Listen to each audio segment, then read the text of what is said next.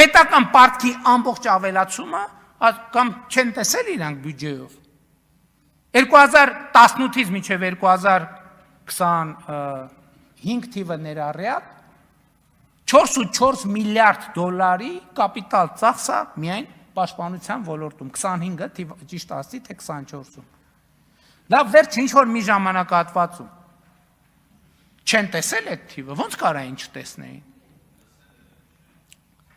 հաջորդը այս մի ուղղությունն է հաջորդ ուղղությունը ինչ-որ պարտքը ավելացա կապված է